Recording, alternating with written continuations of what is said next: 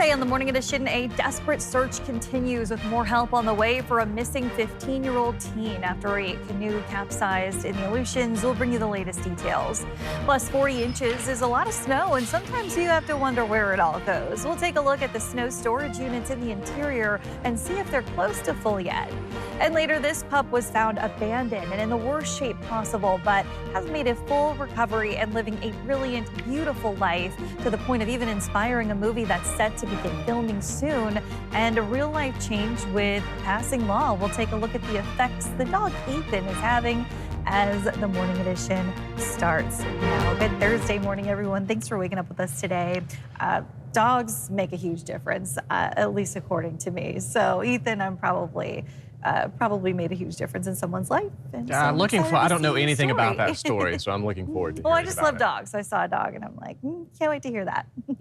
Pets, we love our pets. And if you happen to take your dog or any of your pets out and about later today, it's going to be cold. You want to make sure that you lace up those booties for those dogs if they're going to be out and about later today, as those temperatures are bitter cold across the state. We're waking up this morning in South Central, in Anchorage. 4 below is where we're currently sitting at. Now, winds have died down for many areas of South Central. With that said, we will still see some breezy conditions for inland areas today, although the greatest concern will still continue to remain near the coast. You can see those temperatures this morning, very cold. 36 below in McGrath, 42 below in Fairbanks. Now, right around negative 40 degrees, that's when Fahrenheit and Celsius are both of the same temperature and kind of agree.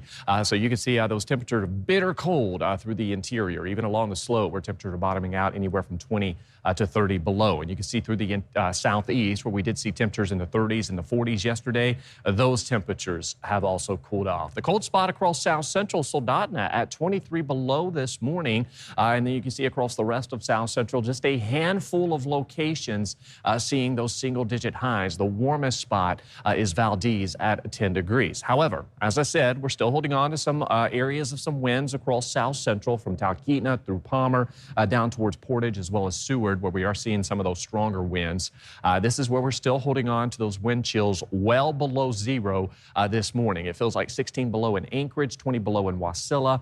From Palmer down towards Seward, it feels like 15 to 20 below. And then slightly warmer as you head through eastern parts of Prince William Sound and into the Copper River Basin, but still cold. Thankfully, though, no significant winds for areas of the Copper River Basin. Coming up in my full forecast, lows could bottom out near negative 50 in the interior. We still have winds across parts of South Central, and snow showers taper off as you head into, that should say, southeast, not the interior. In today's top story, rescue crews are desperately searching for a missing 15-year-old in the Aleutians after a canoe capsized earlier this week. Jace Bertrand brings us the inspiring story of how a community of 500 people are coming together to help support the family. It's a parent's worst nightmare. The search for Kaipo Kamananga continues.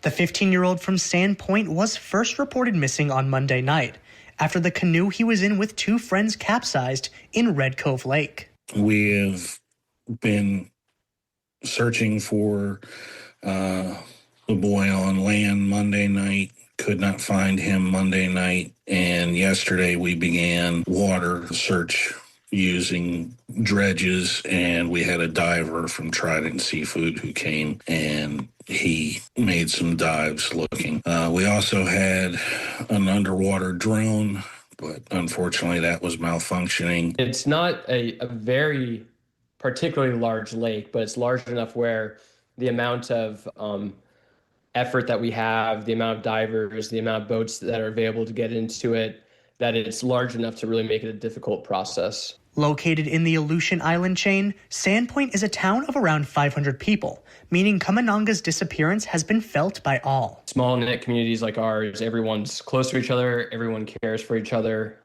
This family in particular is really well loved by everyone in the community.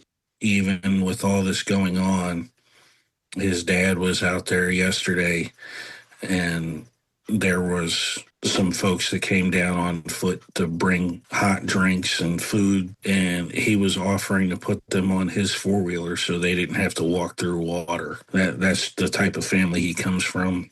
Alaska State Troopers and the Coast Guard were contacted, but Kamananga's teacher Austin Roof says they haven't dispatched diving crews.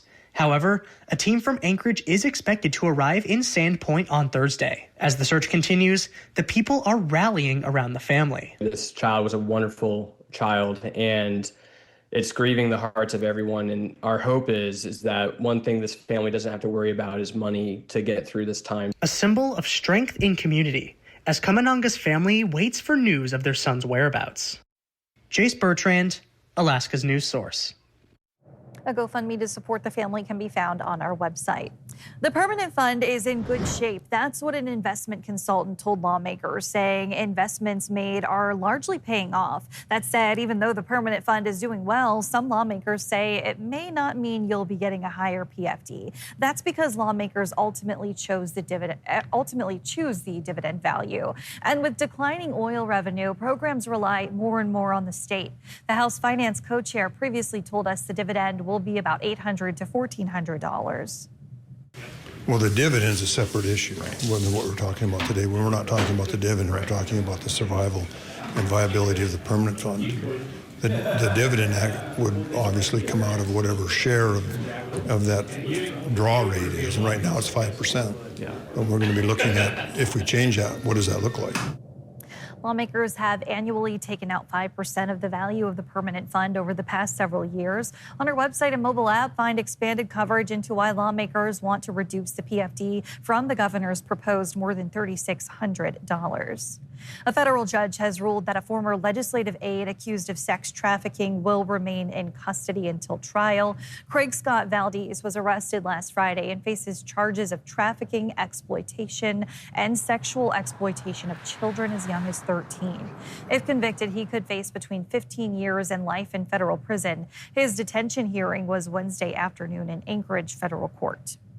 In a decision that will affect hundreds of students and their families, the Anchorage School Board voted to close 3 elementary schools earlier this week by the end of the school year. Joe Allgood spoke to one family for whom this decision to close Campbell STEM Elementary hits close to home.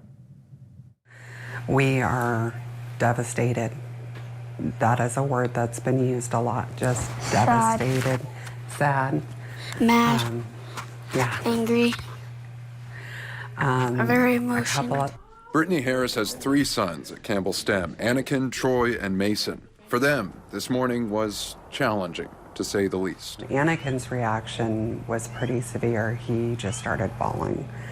And Troy and Mason, their reaction was just as emotional, very upset, very worried about the new school, the new environment, the unknown, really. Brittany herself is a Campbell alum. The music teacher, Miss DeGaulle, was my music teacher.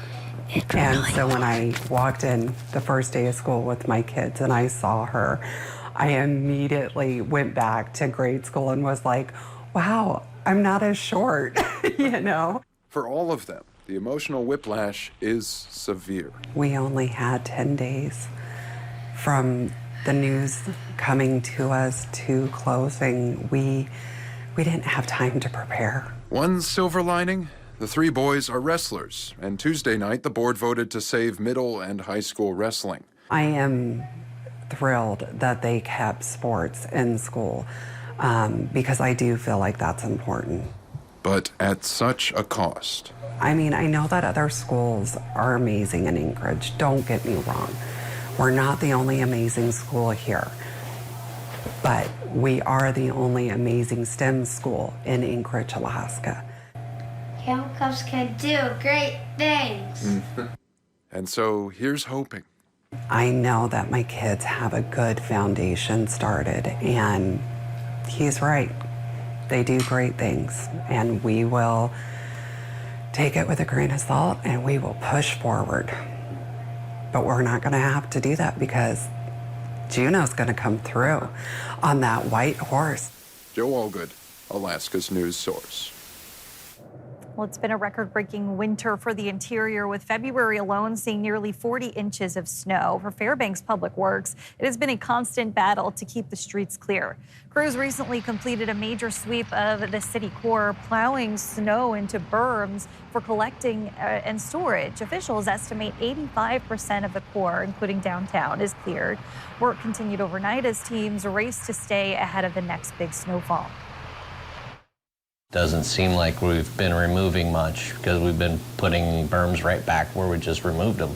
We just got down through the core here on our Monday night and picked up the core of Fairbanks. So we've removed most of the snow down there.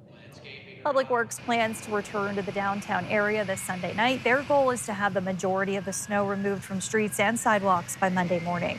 And while that work continues to clear the snow from the streets, all 40 inches of it, the question is, some people are asking, is where does it go? Much of it is taken to a series of roughly 7 storage sites around Fairbanks. None of these sites has reached capacity, but at the storage site at the city's Public Works Department, teams use a large snowblower to make the piles higher, allowing for more room. And when the summer does finally come, some of the snow mounds still take months to melt. Many of the places that we've blown up snow and created the big mounds usually take until September or so before they're melted completely. And then that also causes us to have to go in and break up some of the piles throughout the summer so that it will melt faster. While plows continue to operate across Fairbanks roads, officials advise drivers give them plenty of room in case the vehicle needs to stop suddenly. Still ahead on the Morning Edition, a pair of brothers from Nome have already climbed the tallest peak in North America and have now added another summit to their growing resume of impressive. And we're still holding on to some lingering snow out towards southeast, but bitter cold. That is the story across the state. I'll have more on that and those winds for south central. But first, that sunrise, I should say, 8:08 in Anchorage, 9:13 in Aleutians.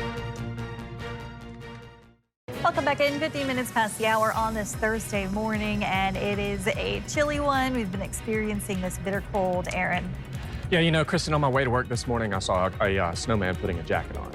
I don't blame him. That's how cold it is outside. I mean, we're seeing temperatures across the interior bottoming out as cold as about 40 below, if not even colder. Dangerous cold settling in across the state. We do have cold weather advisories in place across Alaska. While we do have some ongoing winds for south central, it's more so going to stay confined to coastal areas. With that said, inland areas of south central, particularly through the valley, could still see some gusts of about 20 to 40 miles per hour.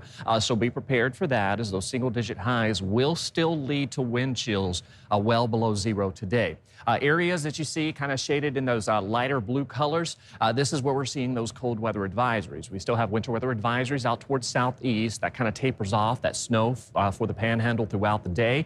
And then as you head through parts of the eastern Alaska range, we continue to see some blizzard warnings. Now, while the interior is not seeing any significant winds, notice as you head out towards the Alaska range, from Denali out towards Tok, those winds are still with us, 20 to 40 mile per hour winds. So whiteout conditions will still be possible through parts of the eastern Alaska range, so be prepared for that. The rest of the interior will not see any winds today. However, we will see winds across south central. Check out these wind chills this morning. Feels like 52 below in McGrath. Across south central, those wind chills sitting right around 20 to 30 below the interior, as well as along the slope. You can see those wind chills approaching about 40 to 50 below, with the exception of Aleutians, which is sitting at 24 below for those wind chills. So Fairbanks today, you can see those highs will try to warm into the teens below zero, but still cold for this time of the year. We're going to hold on to this cold weather pattern for the foreseeable future. You can see daily highs staying well below zero, overnight lows dropping anywhere from about 30 to 40 below. That's for Fairbanks. The coldest spots in the interior could see lows bottoming out near negative 50. And tonight through Saturday morning will be the coldest stretch that we'll see through the rest of this week into next week. So cold weather stays with us. This is the winds across south central. Again, coastal areas will continue to hold on to some of those strongest winds of about 20 to 50 miles per hour. Inland areas, we can't rule out the occasional gust of about 20 to 40 miles per hour, but it's not going to be as windy as what we did see yesterday. Now, if you live in the valley, we will see an extended period this morning into the afternoon hours where we could see those winds of about 20 to 40 miles per hour. But for most inland locations, we are going to see those winds dying down from yesterday. Coastal areas, you'll still hold on to some of those winds as we close out this week and welcome in the weekend. But single-digit highs today expected across South Central.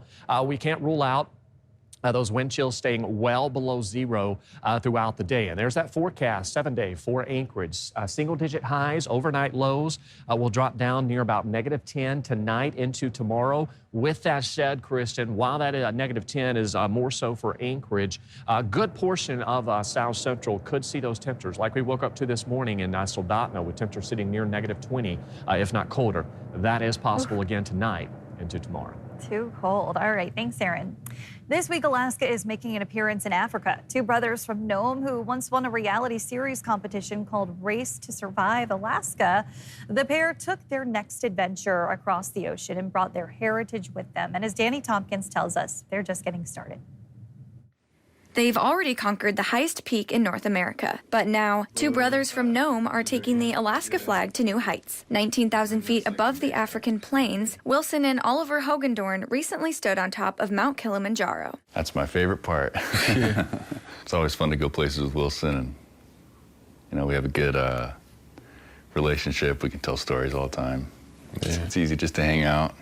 Nice to have some company. The brothers started their summit push in total darkness, hiking through the night to reach the summit by dawn, with anticipation of what they would find at the top of the mountain. It was almost like a dream. We started the summit hike at midnight when you're supposed to be sleeping, so it was kind of like, not mind-boggling, but disorienting, because you're hiking all night, but then you get to the top and you can finally see, and it's totally different from what you'd expect. At the top, temperatures hovered around 10 degrees, a balmy day by Nome standards. Their guides repeatedly begged them to put on jackets, but the Alaska brothers just kept saying no. Now, my summit only took me about 30 seconds, but for the Hogendorn brothers, theirs was about 7 days, 5.5 days on the way up and a day and a half on the way down, trekking through rainforests and deserts until finally reaching snow, a sight of relief that was very familiar. This was like missing home, so got to see some snow. Threw a couple snowballs. Oliver has carried the same Alaska flag on all 3 of his major summits, despite the extra 20 pounds in his pack. So we asked, what's their motivation? That's probably the toughest question. I guess be to like inspire other people. Because it seems like a lot of people think they can't do something, but if you just try it, you probably won't do it good the first time, but second time you'll do better. Because you just got to try it out. Believe in yourself. Kilimanjaro marks summit number 3 on their list. The brothers hope to eventually stand on top of all 7 summits, carrying a piece of Alaska with them every step of the way. Danny Tompkins, Alaska's news source. Thanks for listening to our podcast. Click subscribe so you can get the latest podcasts from Alaska's news source automatically. And stay up to date with breaking news and in-depth reporting. Available for free 24/7 with the Alaska's news source app.